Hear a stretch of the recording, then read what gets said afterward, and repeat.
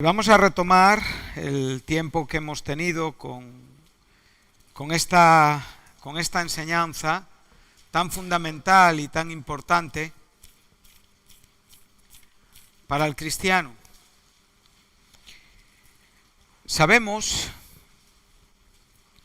que estamos en el Pentateuco, sabemos que estamos en un libro del Antiguo Testamento, sabemos que estamos en un libro de interpretación complicada, sensible, en un libro que requiere esfuerzo, dedicación, disciplina, atención, pero un libro que, como toda la palabra de Dios, nada en él evidentemente es a evitar. Todo lo que el Levítico nos enseña es importante, como todo el conjunto de la palabra de Dios. Uno de los asuntos que nos ha estado ocupando es ver en esta ofrenda que se nos enseña en el capítulo 2 acerca de lo que ella representa, de la abundante tipología, simbología que encontramos en este contexto y que curiosamente hemos podido diferenciar con las diferentes ofrendas de que esta no tiene un derramamiento de sangre, por lo tanto no está hablándonos de la imputación del pecado.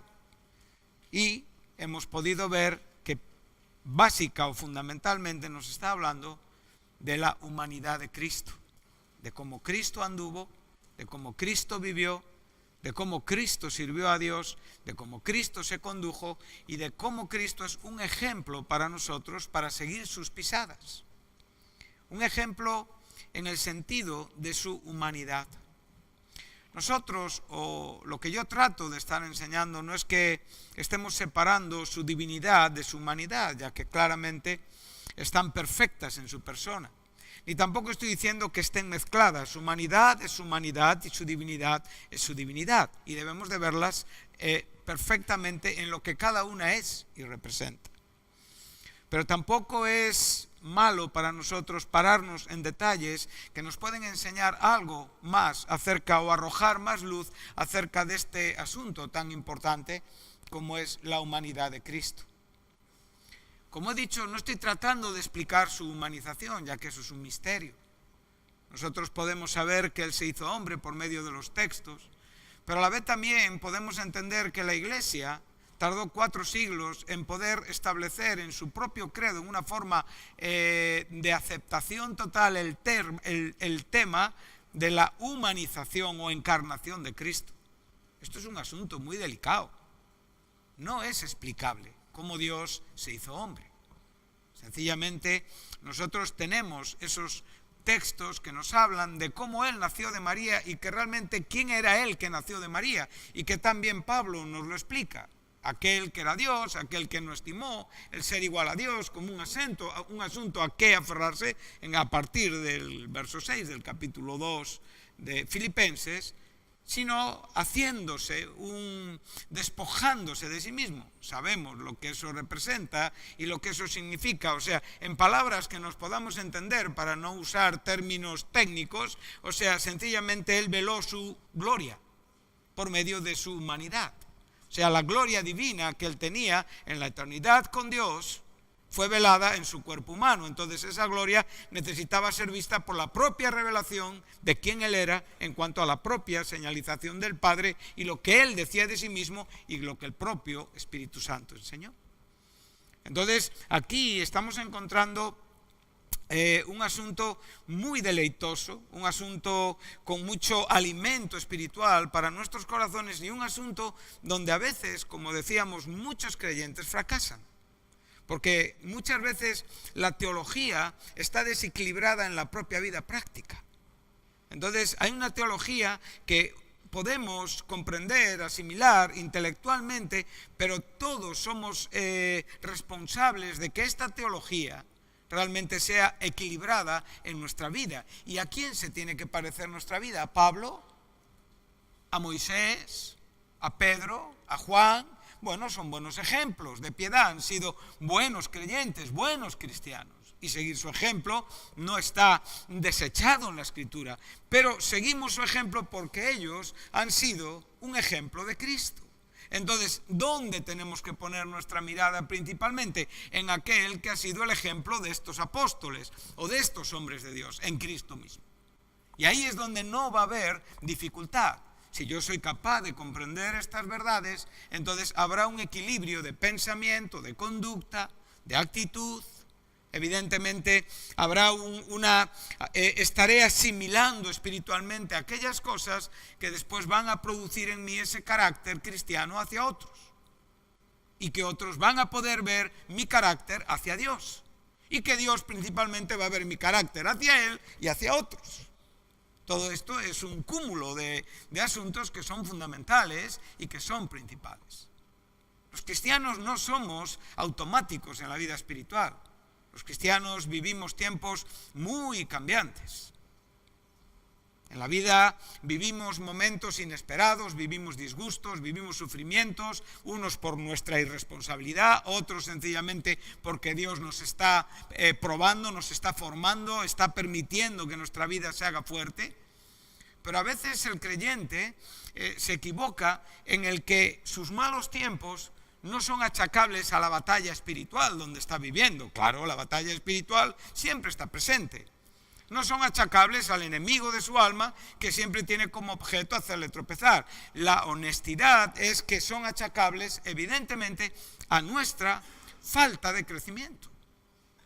O sea, donde nosotros nos despistamos espiritualmente de aquello que tiene y debe de ser en nuestra vida. El Señor se agrada cuando somos honestos, cuando somos honrados.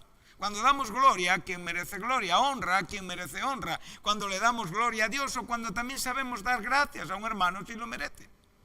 El Señor se agrada de que nuestro cristianismo sea un cristianismo bíblico, un cristianismo potente. Pero a veces se nos olvida y centramos únicamente la experiencia en cómo yo me estoy sintiendo, en lo que yo estoy viviendo, en lo que a mí me está rodeando, cuando todo ese asunto, toda esa suma de situaciones, lo que está procurando es una actitud adecuada de mí, la cual tengo que encontrar y buscar en Dios para que realmente Dios pueda ser glorificado y yo pueda crecer y madurar en la vida espiritual. Amén. Entonces hay mucho trabajo en tu vida. Tienes bastante con tu vida. No pierdas de vista tu vida, porque la gran ganancia en tu derredor es tu vida. Si tú realmente tienes siempre tu vida en la dirección correcta, en el enfoque correcto, entonces todo lo que te rodea va a ser grandemente beneficiado por ti, tu familia, tus hijos, tus hermanos, la iglesia en general, porque estás acertando en el asunto. Amén. Muchas veces las personas se encuentran que su vida ha decaído, que hay grandes vacíos espirituales, que de repente son abordados, inundados por una desmotivación inesperada. De repente se dan cuenta de que son capaces de criticar a quien amaban, de que sus cabezas son capaces de elucubrar, de pensar, de elaborar pensamientos terribles, de los cuales nunca ellos pensaban que serían capaces de llevar a cabo o practicar. Hemos dicho que Tozer dijo muy sabiamente, somos lo que pensamos. Y si uno entiende estas palabras, entonces tomaremos muy en serio quiénes somos dentro de nosotros, porque ahí está nuestra realidad. No lo que otros ven puede ser susceptible, evidentemente, de no ser real del todo. En mi vida, en tu vida, en la vida de cualquiera. Mi realidad está dentro de mí y desde ahí sale para otros. Entonces todos sabemos las grandes decepciones que hemos sufrido en la vida, ¿sí o no? De aquellos que más amábamos. ¿Pero por qué? ¿Porque ellos querían decepcionarnos? No, porque descuidaron su vida, descuidaron su ejemplo. Nosotros no podemos condenar a nadie, tenemos que perdonar, amar, siempre alentar, siempre buscar el camino de la restauración, del perdón. Siempre ese es el camino cristiano. Y aprender en tu vida de que tú eres capaz de hacer muchas cosas mal si dejas que tu corazón se desencamine. Tú y yo. Amén. Entonces el capítulo 2 de Levítico nos enseña cosas bastante interesantes. Vamos a leer los 3 primeros versículos solo a modo de recordatorio, porque como hemos dicho, se nos han quedado algunos detalles importantes donde todavía estamos. Y dice así: cuando alguna persona ofreciere oblación a Jehová, su ofrenda será flor de harina. Estamos en el sacrificio de la flor de harina, la ofrenda de cereal, sobre la cual echará aceite y pondrá sobre ella incienso. Hemos visto el aceite, hemos visto el incienso y tenemos un elemento añadido que aparece unos versículos después, que es la sal. Bien, hemos visto que el aceite tipifica al Espíritu Santo, llegaremos ahí. Hemos visto que el incienso significa lo que hacemos para la gloria de Dios, y evidentemente la sal nos está hablando de la eternidad del pacto. Todas estas cosas son fundamentales en la flor de la harina que tipifica a Jesucristo en su humanidad.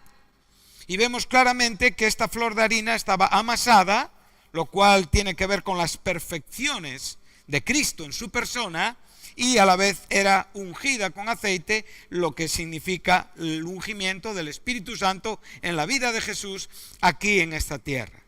Hemos visto que hay diferentes maneras posteriormente de elaborar esta ofrenda, y también, curiosamente, aquellos que tienen interés gastronómico abrieron sus ojos. Se pusieron interesados. ¿Qué quiere decir cocido en cazuela? ¿Qué quiere decir cocido en sartén? ¿Qué quiere decir en horno? Bueno, pues también ahí llegaremos, ¿sí?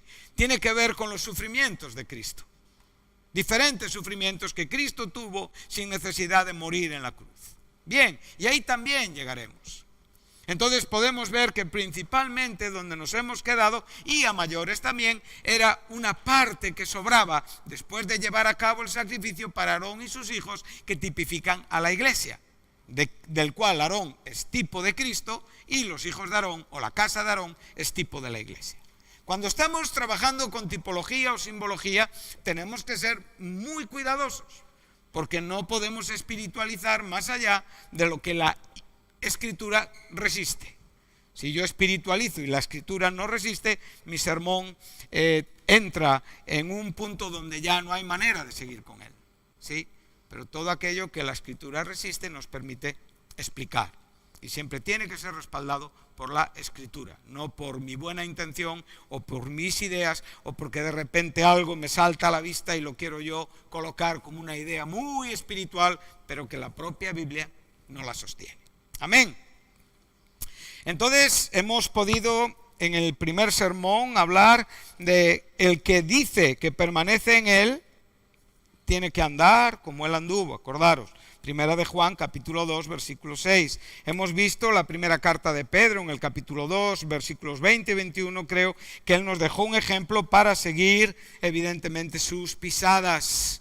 Y hemos podido ver en el último domingo que estuvimos aquí todo aquello que tiene que ver con la encarnación o la humanización de Cristo en la primera carta de Juan, capítulo 2, capítulo 4, y hemos visto que aquel que tiene el espíritu del anticristo, o lo que el propio anticristo enseña, es que Cristo no vino en carne. Entonces todas estas cosas han tenido su repercusión y su fuerza en nuestros corazones. Entonces hoy vamos a seguir un poquitín más acerca de esta perfecta humanidad, y vamos a hablar acerca de la voz de esta humanidad. Veremos la voz de esta humanidad de Cristo, lo que Él dijo, lo que Él habló, lo que Él testificó, el equilibrio en su propia experiencia y lo incomparable de Él con el resto de los siervos presentados en la Biblia. Y esto será donde realmente podremos terminar para seguir avanzando en las cosas que hemos estado hablando. Entonces vamos a ir al capítulo 10 de Juan.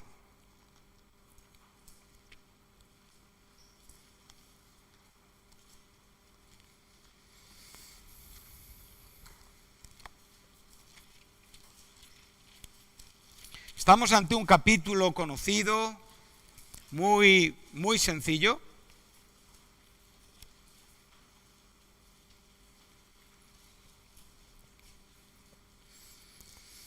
Estamos ante la parábola del redil.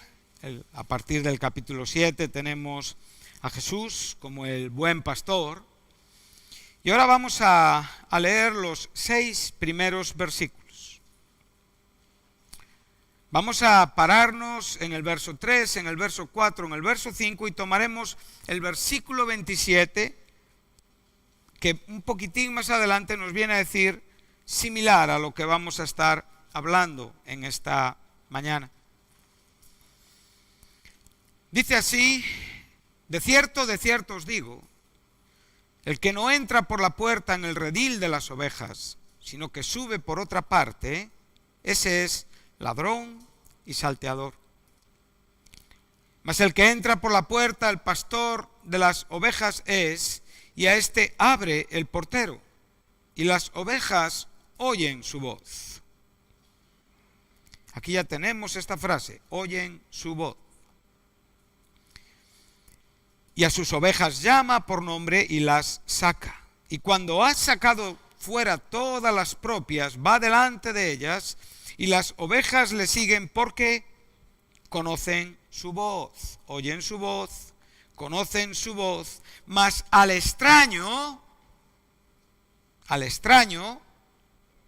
no seguirán, sino huirán de él, porque no conocen la voz de los extraños. Verso 6. Esta alegoría les dijo Jesús, pero ellos no entendieron qué era lo que les decía. Es importante pararnos un momento en que aquí estamos ante una alegoría. Estamos ante un lenguaje figurado muy similar a una parábola, lo cual ya se nos encienden lucecitas rojas, ¿no?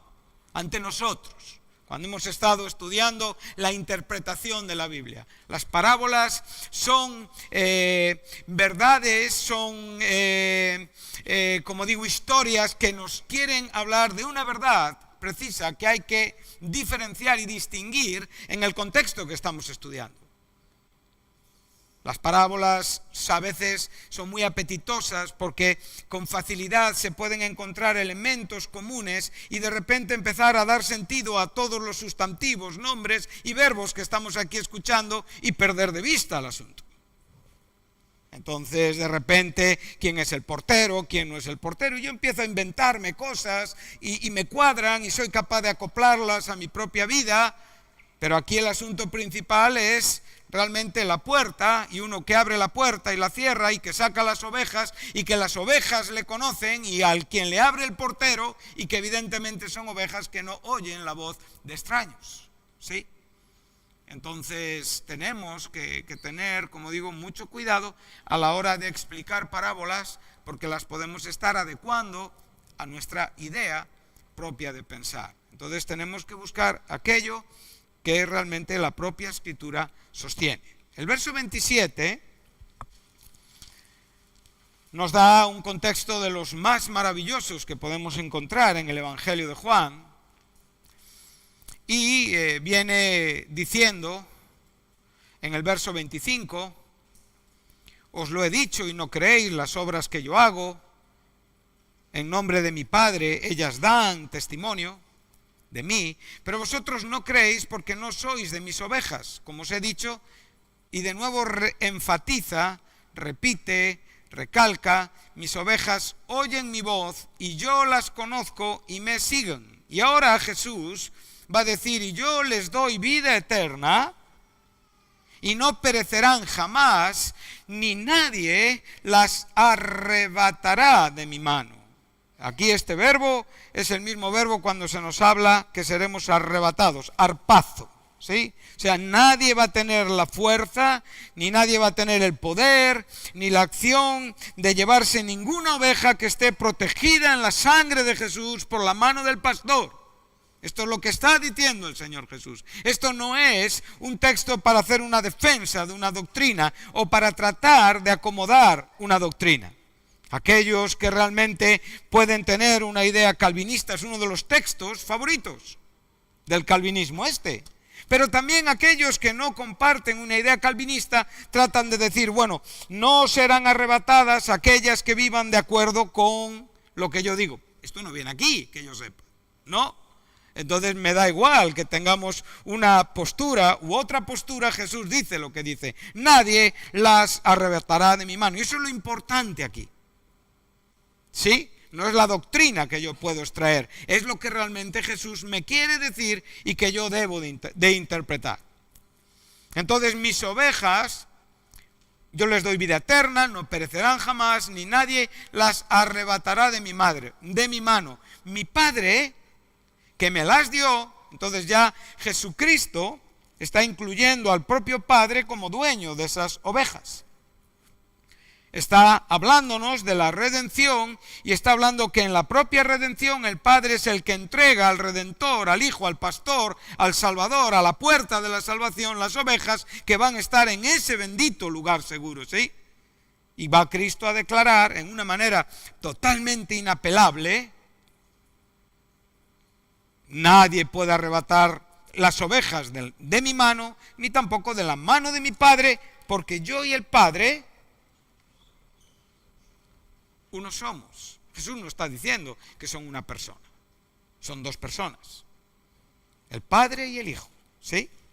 Pero lo que está diciendo Jesús es que son una cosa, son una sustancia. Sencillamente tienen una igualdad en esencia, divinamente hablando. Son Dios, no son dos dioses. Es el único Dios que se nos revela en la Escritura, pero que tanto el Hijo como el Padre lo representan, pero lo representan en dos personas. No somos la misma persona. No nos equivoquemos, estropearíamos la doctrina de la Trinidad. Amén. Entonces son una sola cosa. Y esto es muy importante en el contexto donde nosotros estamos hablando. Entonces, Cristo está tratando de evidenciar, convencer, enseñar quién Él es humanamente. ¿Sí? Y Él está hablando a aquellos ministros que son los encargados de enseñar la religión al pueblo. Aquellos que realmente conocen el Antiguo Testamento. Tendríamos que evidentemente decir que cuando nosotros estamos hablando del versículo 1 del capítulo 10, está dirigiéndose a aquellos que habló en el verso 41 del capítulo 9. O sea, el versículo anterior. Él está dirigiéndose a personas que se reconocen entendidas en la palabra de Dios, que se reconocen entendidas en la ley de Dios, que descansan sobre sus propias inseguridades espirituales. Pero Jesús le dice: mirad una cosa, por decir que veis sois ciegos.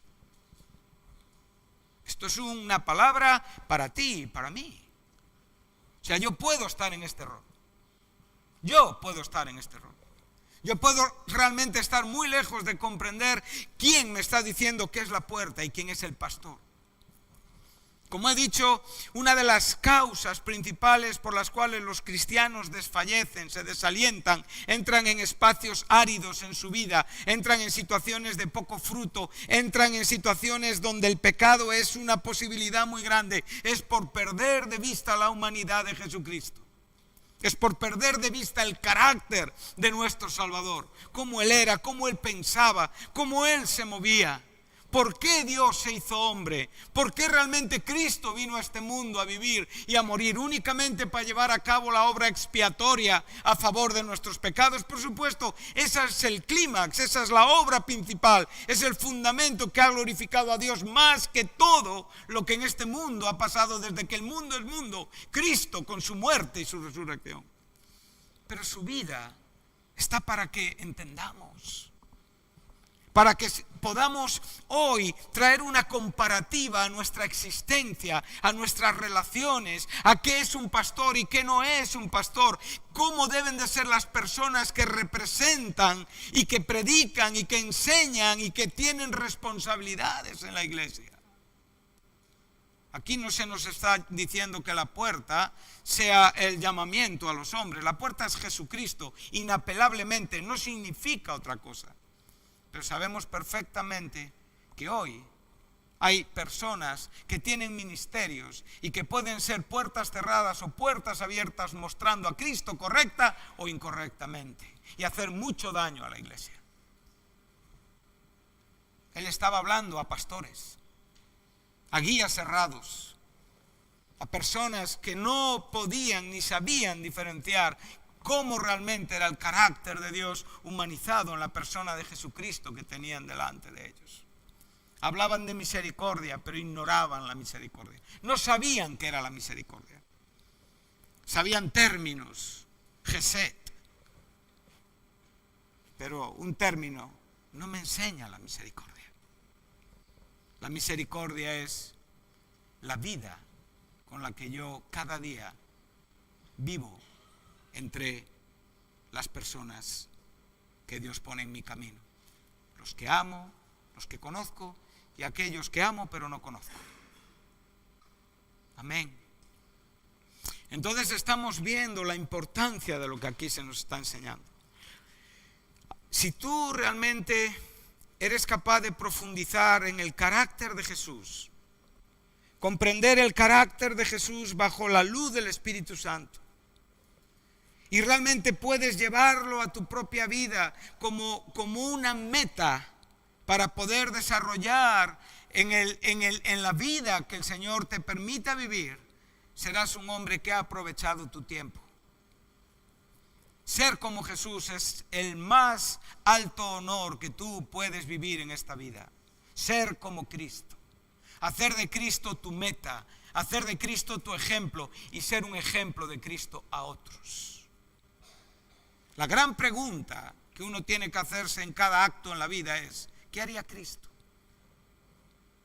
Cuando a tu mente viene la crítica y el desprecio, que tú después sabes cubrir y tapar porque nadie te ha escuchado, o te ha escuchado alguien que es un poquito cómplice contigo y no va a delatarte, ha escuchado la basurilla que tú has llevado.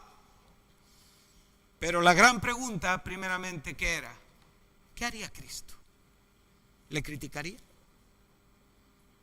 ¿Le juzgaría? ¿Le despreciaría? Cuando nos sentimos atraídos a muchas de las cosas que sabemos perfectamente que a nuestros padres desagradan, que a los propios hermanos desagradan, la gran pregunta que tenemos que hacer es: ¿qué haría Cristo? Y entonces actuaremos como Cristo. Pero ¿cómo vamos a saber qué haría Cristo si no leemos su historia? Si no aprendemos de su vida. Es muy difícil, ¿verdad? Al final, la doctrina, ¿sabes cuál es? ¿Qué haría yo? En Cristo. Claro, soy cristiano. Pero he visto muchas personas hacer auténticas barbaridades. Porque no se preguntaron antes, ¿qué haría Cristo? Si Cristo está vivo, ¿está vivo? ¿No está vivo? ¿Y dónde está Cristo? Está sentado a la diestra de Dios en las alturas. ¿Y quién es Cristo? Es un hombre glorificado, resucitado. Ay, José Carlos, ¿cuántas veces me has dicho estos conceptos? No son nuevos, pero es que nunca seré capaz de explicártelos, ni tú serás capaz de entenderlos en su plenitud mientras vivas. Es muy glorioso. ¿Y qué hace Cristo allí? Sostenerme, entenderme, comprenderme. Yo vivo la vida consciente de que cada acto que yo desarrollo va a afectar a alguien, lo más mínimo. ¿Cuántos han afectado a alguien esta semana y no han querido hacer ese efecto? No es verdad. 3. Uno que tiene el dedo que parece que lo quiere meter en la nariz. No, por favor. Sabes que no. Sabes perfectamente que no. Que muchas de las cosas no han sido perfectas ni correctamente hechas. Entonces, cuando realmente yo doy ese paso, y ese paso va a afectar no solamente a mi propio cristianismo, sino al efecto que voy a hacer en otros, ¿por qué, me pregunto, ¿qué haría Cristo? ¿Qué es que haría Cristo? Si yo tengo un Cristo vivo, un compañero de camino, si yo tengo realmente a alguien que está intercediendo con ojos abiertos, que no duerme, Dios no duerme, no se duerme el que guarda a Israel, el Hijo tampoco se duerme, se dormía en vida aquí en las barcas y descansaba. Pero si yo soy consciente de esa realidad viva que Cristo es, en mi propio corazón, iluminada, exaltada, agrandada, bien establecida, ordenada, donde yo realmente estoy recibiendo ese discipulado del Espíritu Santo en mi propio corazón, entonces yo voy a guardar mucho mi vida, porque yo hay cosas que no haré si tú me ves. Yo me retendría, ante los ojos de personas. Y lo hacemos semanal y diaria y minuto a minuto en la vida. ¿Por qué? ¿Quiénes son esas personas? ¿Qué es lo que realmente están estorbando en ti? Bueno, pues gloria a Dios si estorban un poco aquello que no conviene. Que Dios nos permita tener a mucha gente, pero no son Cristo ninguno. Cuando hablamos de Cristo, hablamos de su omnipresencia. Cuando hablamos de Cristo, hablamos de que realmente la gran situación que el mundo vive es que unos perciben que Dios está y otros sencillamente no perciben que Dios está. Y aquellos que perciben que Dios está se arrepienten y vienen a Cristo. Y aquellos que no perciben que Dios está no se arrepienten y siguen andando en la vida como quieren. Y hay personas aquí en esta mañana así. Dios está aquí en esta mañana. Dios está entre nosotros. Dios se mueve cerca de nosotros. Su presencia, su Espíritu Santo está cerca de tu sentimiento y de tu percepción. Pero sencillamente tú no lo ves así. Y por eso no vienes a arrepentirte ni quieres aceptarle para salvar tu alma. Y arriesgas tu vida al infierno. Estos son las personas incrédulas, paganos, llámale como tú quieras. Pero las personas de la iglesia a veces también caminamos sin tener una percepción de la presencia de Cristo en nuestro corazón. Cuando tú estás criticando, Cristo está allí sentado a tu lado. No te olvides. Cuando tú estás pecando, Cristo está viéndote. Cuando tú haces aquello que no debes de hacer, Cristo está tan entristecido como el Espíritu Santo que está siendo contristado en ti. Pero no se va, porque es mejor que yo y mejor que tú. Amén. Qué paciente es nuestro Señor. Pero no debemos de dejar de ver nuestras miserias. Podría ser un gran error, ¿verdad? Y por eso Él que nos enseña en Hebreos 4, vamos un momento, volvemos después a Juan 10, que nos enseña en Hebreos 4 y en Hebreos 2. Aquí tenemos la idea correcta, concreta de lo que estamos hablando. Si empezamos por el capítulo 2, por el orden de la propia Escritura, nos habla de este bendito y sumo sacerdote. Dice el verso 17 del capítulo 2. Este bendito sumo sacerdote, este hombre resucitado a la diestra de Dios, Jesucristo, debería de ser en todo semejante a sus hermanos. ¿Quiénes son sus hermanos? Somos nosotros. Aquellas personas que han sido salvas por la gracia, para venir a ser misericordioso y fiel sumo sacerdote. ¿Había alguna diferencia en aquel que hablaba con los fariseos a este que nos está escribiendo el libro de Hebreos? Ninguna. Sencillamente todavía no había muerto en una cruz y no había resucitado, pero Cristo era quien era siempre y es quien es siempre. Entonces, si tú estás aquí en esta mañana perdido, si estás con tu alma vacía, si estás sin fe en tu corazón, tú no puedes ver a Cristo en la manera que le ve un creyente. Pero recuerda que aún su sumo sacerdocio está realmente ahí presente para salvar a Dios, para salvar a aquellos que se acercan por él a Dios. Hebreos 7:14. Él es un salvador, pero también nosotros Estamos aquí para esto, ¿sí? Este versículo me ha venido ahora. Perdón, es el 25, 7:25, perdonad, 7:25, pero ya está. Vamos a seguir en el contexto. Hebreos 7:25, perdón. Entonces dice que tiene que ser en todo semejante a sus hermanos para ser misericordioso y fiel, sumo sacerdote en lo que a Dios se refiere, para expiar los pecados del pueblo. ¿Sí? Pero ahora cuando tú das un saltito al capítulo 4, entonces te dice el verso 14: por tanto, teniendo un gran sumo sacerdote que traspasó los cielos, Jesús, el Hijo de Dios, retengamos nuestro cristianismo, nuestra vida, nuestra profesión de fe, porque no tenemos un sumo sacerdote que no pueda compadecerse de tus debilidades, de esos momentos donde haces lo que no debes de hacer. Él está ahí y te quiere dirigir, enseñar, se compadece de ti, entiende tu vida humana, pero te dice: yo estoy resucitado y te doy el poder para vivir.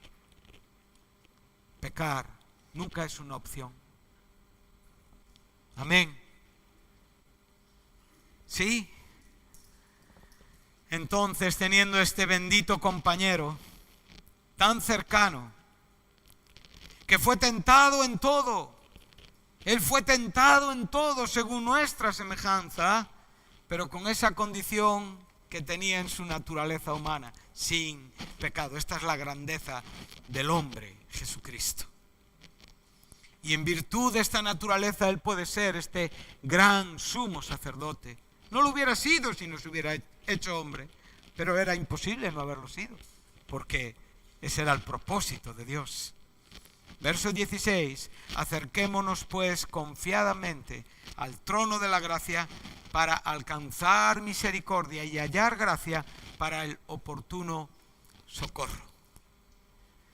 Entonces, cada momento de mi vida, yo tengo que estar siendo muy consciente de mi compañero Jesucristo, de mi Salvador Jesucristo, de aquel que está sentado atendiéndome y de aquel que está muy pendiente de cómo yo voy a comportarme, qué es lo que voy a decir, que está deseando darme el buen consejo, demostrarme el buen camino y quiere que oiga su voz.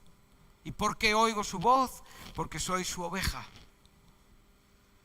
Hay algo muy importante, y es que no necesitamos oír la voz de los extraños para saber cuál es la voz de Jesús. Esto no lo dice aquí Jesús. Solo necesitas conocer la voz de Jesús para nunca oír la voz de un extraño. Vemos la relación tan importante que hay entre el error y el no errar. Solamente tenemos que conocer la voz de Jesús. Entender la voz de Jesús. Cuando aquí se nos está enseñando que mis ovejas oyen mi voz, no solamente está hablando de aquellos que oyen. Oír en esta mañana oímos todos, a no ser que haya alguien sordo aquí entre nosotros. Esta voz que yo estoy proyectando desde este lugar está siendo oída por todas las personas que hay aquí. Pero esta voz no está siendo comprendida por todas las personas que hay aquí. Jesús está hablando de mucho más que oír. Cuando Cristo nos enseña en el capítulo 12 de este mismo evangelio, esa voz cuando el propio Jesús dice: Padre, la hora ha llegado, glorifica a tu Hijo.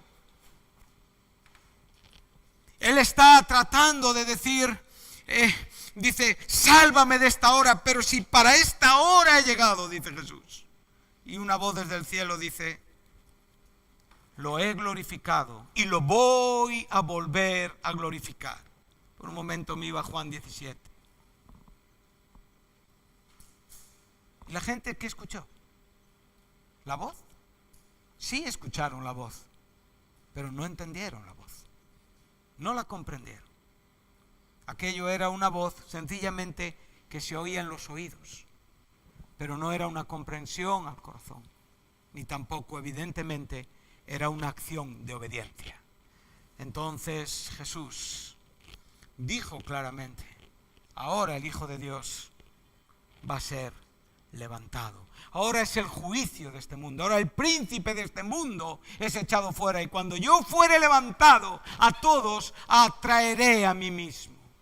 ¿A quiénes? A los que oyen la voz. Esa es la gran diferencia. El pecador oye la voz y viene a Cristo. El santo oye la voz y sigue a Cristo. Esa es la diferencia que hay. Comprende, entiende y guarda su vida, evidentemente, como digo, de disgustos innecesarios. Si tú quieres no equivocarte, oye la voz. Sencillamente, si tú quieres vivir una vida del agrado de Dios, oye la voz.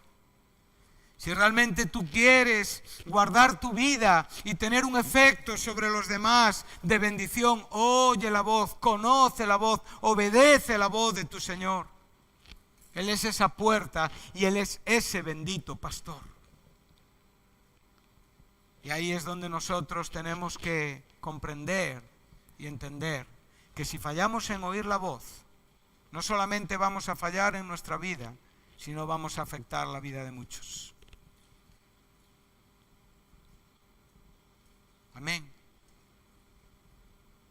Si oímos hoy la voz, como dice el Espíritu, no endurezcamos nuestros corazones.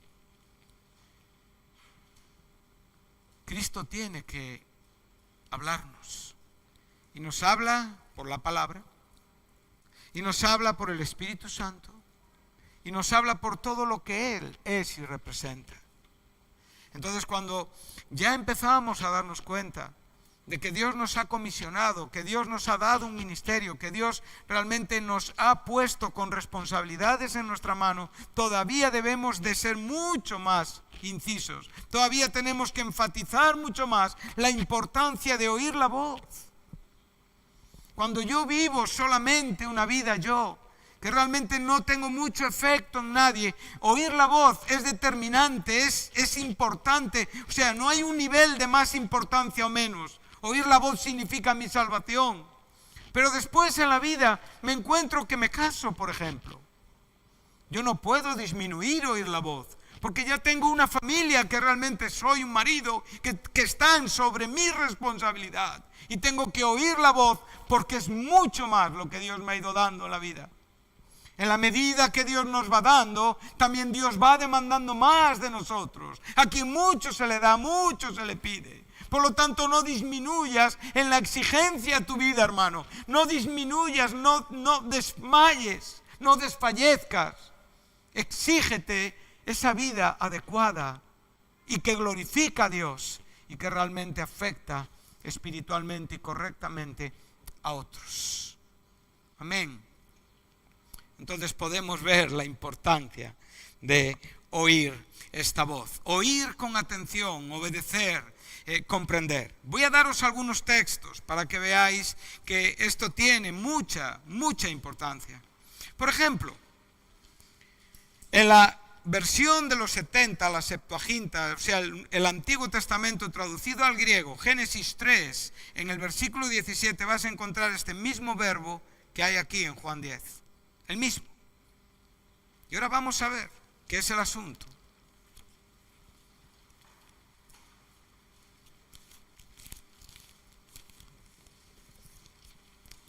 Ay, Señor.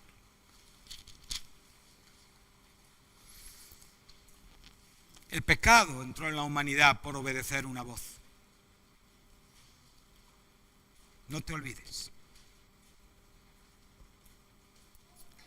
Si esto no es importante para ti, entonces, ¿qué es importante? Si las palabras de Jesús, mis ovejas me conocen y oyen mi voz, te suenan a algo que ya sabes, cuídate, hermano. No es tan fácil seguir a Jesús, ni oír su voz. pero la gracia lo permite. Ahora aquí estamos en los primeros compases de la historia del hombre. El capítulo tan terrible del pecado del hombre. Dios ya está hablando y está juzgando la situación que ha ocurrido en el huerto. Ha juzgado a la serpiente, ha declarado la primera profecía mesiánica, verso 15. A la mujer ya se ha dirigido y le ha dicho que habrá algunos resultados relativos a los embarazos, a las propias relaciones maritales, que hasta el día de hoy el pecado lo podemos ver. El maltrato que las mujeres reciben, ¿de dónde viene? Es el pecado del hombre. Todo lo que realmente se descontroló, se desequilibró, dejó de ser bueno, fue lo que el pecado introdujo. Pero ahora dice el verso 17, ¿a quién se dirige? Al hombre. ¿Quién oyó la voz? ¿Con quién se inició la conversación? Con la mujer. Pablo dice, fue Eva. Ahora, ¿la culpabilidad de quién es? Es del hombre. Del hombre en el sentido de hombre y mujer. La raza humana cayó. Pero es al hombre a quien se está dirigiendo por cuanto obedeciste a la voz de tu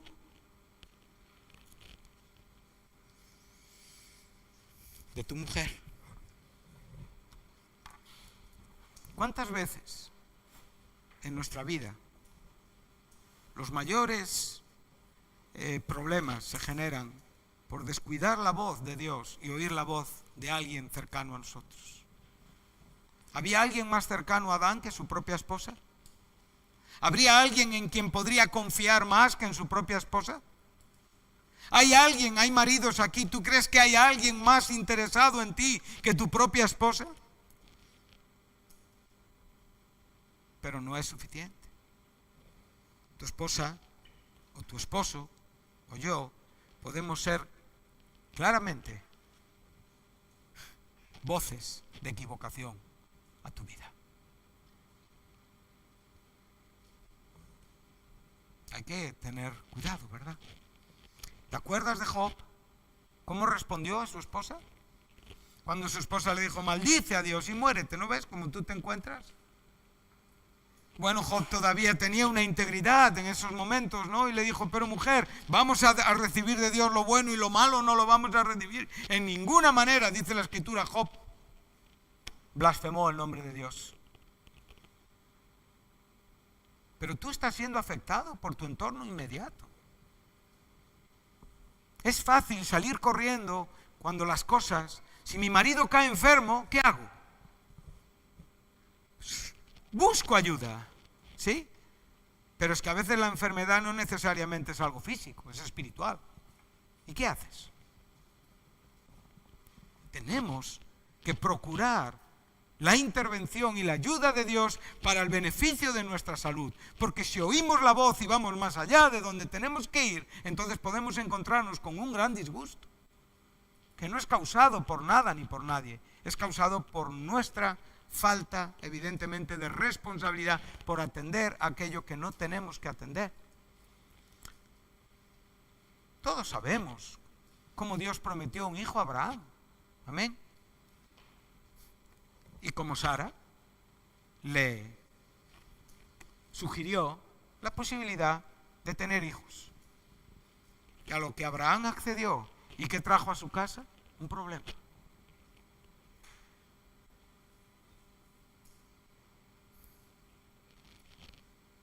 La voz de Jesucristo. Yo tengo que oír esa voz para poder dar el mejor consejo a mi entorno, a mi familia, a mis hijos. Nuestros hijos nos pedirán consejos que si los respondemos únicamente como padres, podremos cometer un gran error. Pero si los respondemos desde la responsabilidad cristiana, podemos realmente salvar a nuestros hijos de muchos problemas. ¿Pero has oído la voz de Jesús en cuanto a tus hijos? Antes de decirles sí o no. Cuando venga un hombre a decirte quiero la mano de tu hija, tendrás que preguntar primeramente al Señor si ese hombre es de Dios. Y si no tienes la voz de Dios a tu corazón, ¿cómo le vas a dar a tu hija? Son muchos ejemplos, ¿verdad? Mañana nos invitan a predicar, pero si no hemos oído la voz del pastor, ¿qué vamos a predicar? Entonces, como digo, no necesitamos oír la voz de los extraños, hermanos. Nadie tiene que oír, es muy fea la voz del extraño. Ojalá nunca la oigas. Lo deseo de todo corazón. Atiéndeme, hermano, atiéndeme. Si estás dormido en esta mañana, te ruego atención. Porque es importante lo que estamos hablando. Muy importante. Igual tú crees que no, pero es muy importante. Ojalá nunca escuches la voz del lobo. Ojalá nunca escuches la voz del enemigo de tu alma, porque entonces igual es que está más cerca de ti de lo que tú crees. Mírale como un león rugiente que busca a quien devorar. Mírale como lo que es y como lo que la Biblia te enseña que es, pero únicamente mira hacia Jesús. El propio Jesucristo fue hablado por Satanás, fue tentado por Satanás, fue tratado de ser confundido por Satanás. Y Jesucristo únicamente centró la voz en quien Él era, en la unción del Espíritu Santo y en los cuidados de su Padre.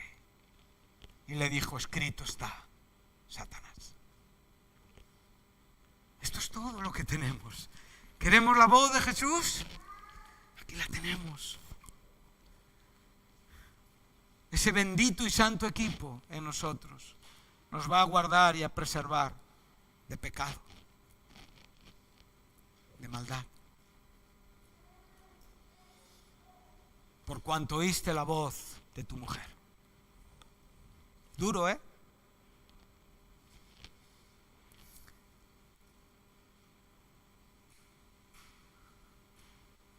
Uno puede ser jovencito como como Samuel, y estar ante un viejo como Elí, y escuchar la voz del Señor y no saber interpretarla, diferenciarla, pero al final el Señor te va a ayudar. La va a repetir y tú la vas a oír para conocer su voluntad para con tu vida. ¿Veis qué importante es lo que se nos está enseñando acerca de Jesús? La humanidad de Jesús es una voz. Dios habló a los padres en tiempos antiguos, muchas y diferentes maneras. Hoy la única voz que el mundo puede escuchar es la voz del Hijo. Él es la voz de Dios, su palabra. Ni tú ni yo, es su palabra. Y si Él nos permite hablar sus verdades con una unción, con un respaldo, pues estaremos satisfechos. Pero igual tú te encuentras en esta mañana desalentado, desanimado, triste, enfadado, confundido, extraño, porque has oído una voz que igual no es la que tienes que oír. Igual estás enfermo. Busca oír la voz del Señor para no tener confusión en cuanto a tu propia vida. Busca oír la voz del Señor. Amén. Éxodo 16:20. Aquí veremos otro texto, lindo.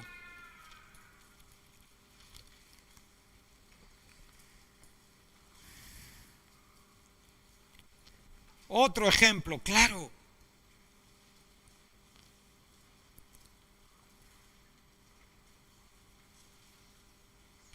Vamos a leer otro texto más en el Nuevo Testamento, en el Antiguo Testamento, y dos textos del Nuevo Testamento. Estamos ante la provisión del maná. Verso 19, capítulo 16 del libro de Éxodo.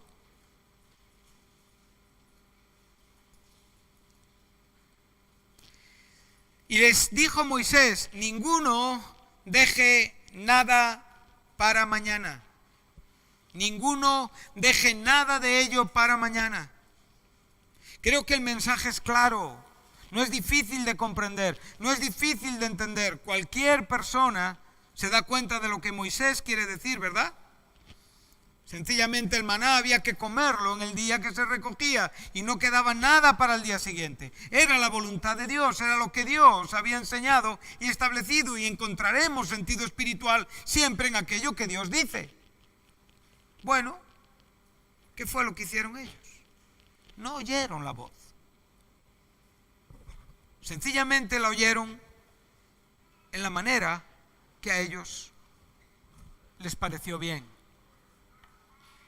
No le dieron importancia, pudieron verlo exagerado, no tenían la disposición, no tenían las ganas, les parecía algo simple, inapropiado. Bueno, cada uno tiene su justificación para no oír la voz y actuar en consecuencia. Pero esto al fin fue una desobediencia y trajo un problema al pueblo. Y Dios actuó, una vez más, triste. Vemos la importancia de oír la voz, comprender la voz, obedecer la voz. Deuteronomio, en el capítulo 11, y aquí estamos en otro contexto buenísimo.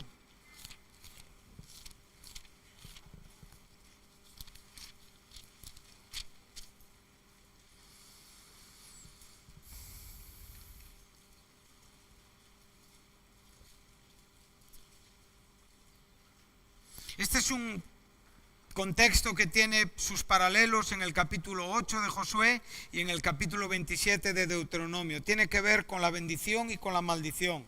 Tiene que ver con ese momento sobre esos dos montes, el monte Gerizim y el monte Ebal, 6 tribus en uno, 6 tribus en otro. Sobre Gerizim se promulgó la bendición y sobre Ebal la maldición. Y la bendición y la maldición estaban determinadas por un solo asunto. ¿Cuál? Oír la voz. Tenía que ver con oír la voz, atender a las prescripciones que el Señor daba. Entonces dice: he aquí yo pongo hoy delante de vosotros, verso 26, la bendición y la maldición. La bendición, si oyeres. ¿Eso dice o no dice esto? Si oyeres los mandamientos de Jehová vuestro Dios, que yo os prescribo hoy. Y aquí podemos ver, en Edén únicamente vemos la actuación de nuestros primeros padres y Dios es el pastor que en cierta manera determina y explica los asuntos. Pero aquí vemos a un hombre que es representativo de un pastor, de un líder en la iglesia, ¿sí? Un hombre que es llamado a dar una palabra para que el pueblo pueda escuchar esa palabra y obedecer esa palabra. Y Moisés habla con total claridad: si oís la voz. ¿Qué voz? La que yo estoy ahora mismo hablando, que es la voz de Dios. Si oís la voz, habrá ¿qué? Bendición. Amén. Segunda carta del apóstol Pablo a Timoteo, capítulo 2, versículo 17.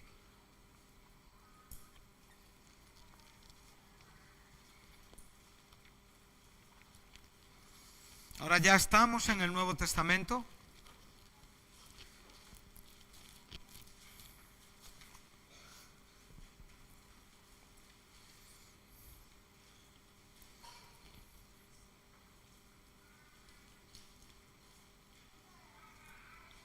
Y este es el gran consejo que el apóstol da y la gran advertencia que el apóstol da a su discípulo Timoteo en su trabajo pastoral, en el propio ministerio que es la iglesia.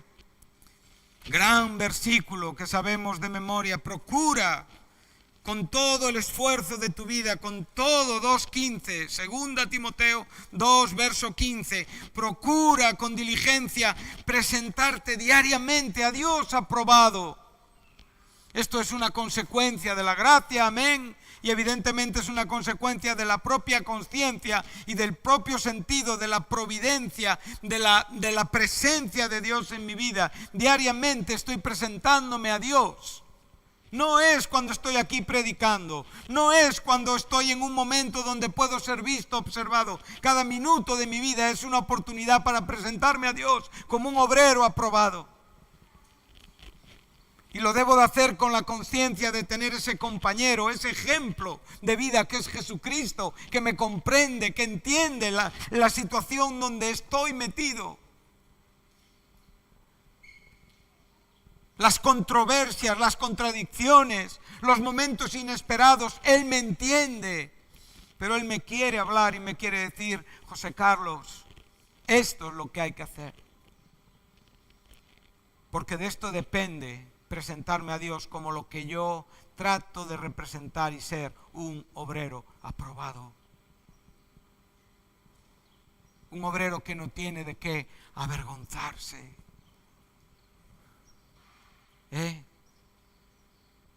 Si tuviéramos que presentarnos delante de Dios con nuestras obras, con nuestros hechos, la santidad de Dios aplastaría nuestra vergüenza y nuestras miserias.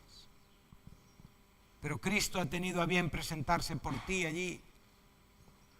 Y lo que para Dios era repugnante y era apestoso, y lo que fue un dolor para el corazón, de repente es una gracia que perdona y otorga nueva vida y nuevas oportunidades. Amén. Esto es ser un obrero aprobado. Y en consecuencia no tengo de qué avergonzarme. Y por lo tanto tengo que ser diligente con mi vida, con mi pensamiento, con mis acciones, con mi conducta, con todo lo que soy, digo y hago constantemente, en el trato con los demás, en los pensamientos de los demás, en todo lo que yo me propongo. Aquí dentro hay una bomba de relojería si no es controlada por el Espíritu Santo. En tu vida puede acabar donde tú ni imaginas si no te controla el Espíritu Santo. La vida se tuerce y tú te acabas porque no tienes fuerzas en ti. Pero Dios es un Dios de gracia. Y allí va a estar para sostenerte, cual Elías, cuando ya le dijo: quítame la vida.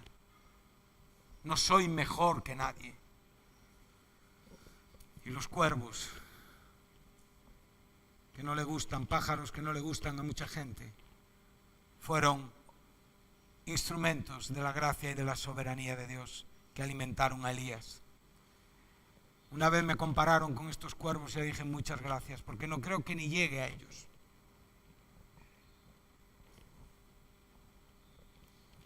Amén.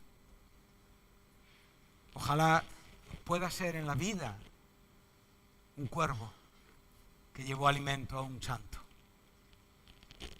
Estaré satisfecho. Y Dios le dijo: ponte en pie. Y le dio 3 comisiones.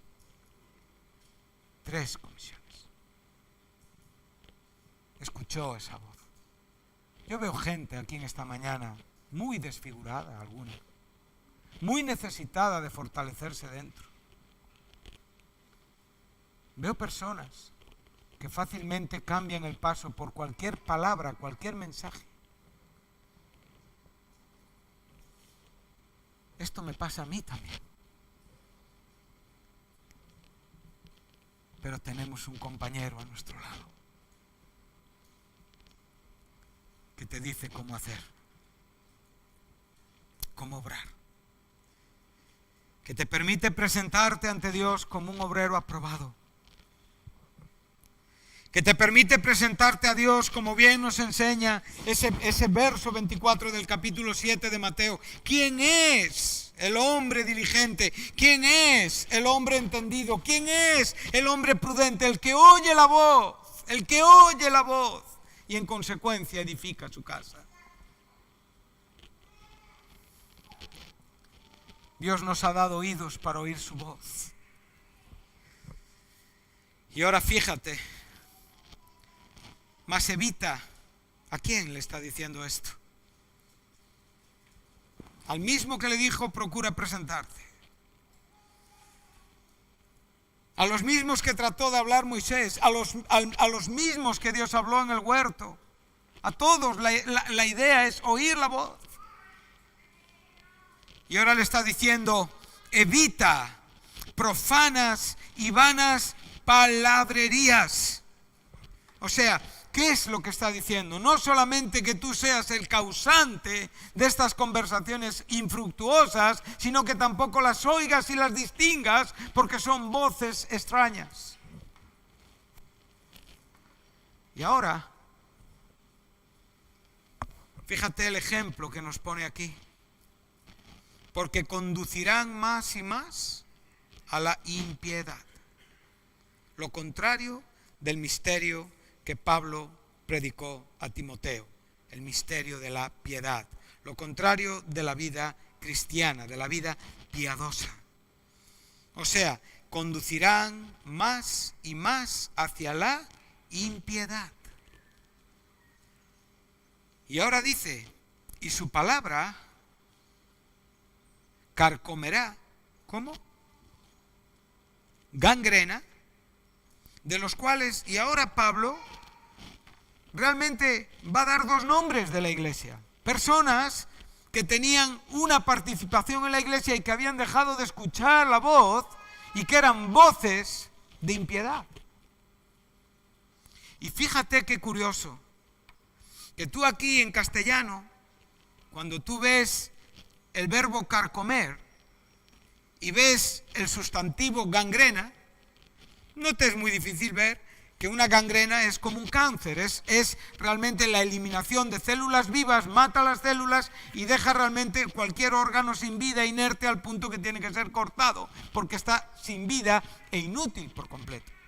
Esta sería tu definición médica. Pero aquí la palabra carcomer, curiosamente, no está hablando. Aquí la palabra carcomer significa, es usada como un pasto que se extiende. ¿Te acuerdas de que estábamos en Juan 10? ¿Hay alguno que se acuerde de dónde vinimos? ¿Y qué hacía el pastor? Entrar y salir con nosotros y hallar ¿qué? Pastos. Pastos de alimento divino. Pastos de alimento espiritual. Pero ahora estamos viendo que también en los ambientes cristianos hay pastos de alimento que lo que hacen es carcomer como gangrena. Y esto hoy en el cristianismo es una realidad. Tú puedes estar oyendo aparentemente una predicación bíblica y esta predicación bíblica ser una vana palabrería que lo único que está causando en ti es confusión y desorden si la escuchas y la sigues. Porque, como digo, evidentemente el verdadero pastor es aquel que entra por la puerta. El ladrón y el salteador no entra por la puerta. ¿Por qué? Porque el pastor no le permite, el portero no le permite la entrada. ¿Quién es el portero? Bueno, el Espíritu Santo, Juan Bautista, Jesucristo. Para mí es Jesucristo. El portero, la puerta y el pastor, en mi opinión. Pero bueno, tú debes de tener la tuya. Amén. Entonces, ¿qué estamos viendo aquí, hermanos? La facilidad con la que podemos escuchar lo que no es adecuado ni correcto. ¿Y cómo podemos contrarrestar? Pues teniendo claro el ejemplo humano de nuestro Señor. Un ejemplo de alguien sometido a Dios. Un ejemplo de alguien con fe en Dios. Un ejemplo de alguien ungido por el Espíritu Santo. Un ejemplo de obediencia a Dios. Un ejemplo de dependencia de Dios. Un ejemplo constante de lo que un cristiano tiene y debe de ser en esta vida. Él se dirigía al Padre y decía: Padre, siempre me escuchas. Y el Padre podía decir del Hijo: siempre me escuchas. Que el Señor nos ayude a poder oír siempre esta voz. Porque vienen tiempos duros, difíciles. Van a venir muchas confusiones, decisiones. Momentos en los que habrá que decidir bien. Y de esas decisiones habrá unas consecuencias. Y esas consecuencias están directamente relacionadas con tu felicidad, mi felicidad o mi infelicidad o tu infelicidad. Sí. Seas joven, seas mayor, te encuentres como te encuentres aquí en esta mañana, tu responsabilidad es oír la voz de Dios. Y si estás oyendo voces de buenos hermanos y no oyes la voz de Dios, te estás equivocando. Si tus consejeros solamente son hombres y no es Dios, te estás equivocando. Ahora, ¿qué quiero decir con esto? ¿Que no hay buenos consejeros? No, por favor. ¿Que hay ministerios en la iglesia? Claro que sí. ¿Que hay hombres honestos en la vida que van a procurar presentarnos la verdad de Dios como una voz de Dios porque es la palabra de Dios? Claro que sí. Y muy buenos consejeros, a los cuales yo estoy muy agradecido porque han sido baluartes, elementos protectores de mi vida, y gracias al bien hacer de muchos de ellos yo he llegado hasta aquí. Y siempre les daré las gracias por ser especiales en mi vida en momentos muy importantes, de crisis, muy graves, muy duros y muy difíciles. Pero por encima de todo, quiero aprender a oír la voz de Dios. De nada te vale un buen consejero si tú fallas en esto. No te olvides. Amén. Bueno, que Dios os bendiga. Y ahora podemos tener un momento de reflexión, de oración, donde cada uno debe de valorar las cosas, donde cada uno debe de ver la disposición espiritual que tiene a oír esta voz, donde cada uno debe de buscar tener la mayor bondad posible ejemplizada en Cristo para el bien de otros, donde cada uno debe de decidir muchas cosas que están hoy en tu corazón. Gracias al Señor por lo andado hasta aquí, pero estamos de nuevo ante esos momentos cada día, y hasta que el Señor nos recoja estaremos cada día necesitados de este santo y fiel compañero que es Jesucristo. Y un día podremos hablar, podemos conversar, y un día podremos estar en su presencia dialogando, departiendo muchas cosas que nos han inquietado y que Él nos explicará, porque ya ese día quedaremos para siempre ahí. Y ese día le vas a hacer más caso a Él que a tu marido, o a tu esposa o a tus hijos, porque estarás ante aquel que has amado más que a nadie en la vida. Y entenderás el amor que le has tenido como nunca lo habías entendido, pero verás el fruto de ese amor. Estarás ante su misma presencia. Hablando como hablas con la gente que está a tu lado. Mirando sus ojos, oyendo sus palabras, y tan satisfecho porque siempre vivirás con esta satisfacción. Ha merecido la pena amarle. Sí. Me da mucha pena, de verdad, cuando a veces en mi torpeza no hago lo que debo de hacer, pero también me da mucha pena cuando puedo ver que hay cosas que no se hacen porque no nos da la gana. Recuerda, ¿qué haría Él? Amén. Gracias, Jesús.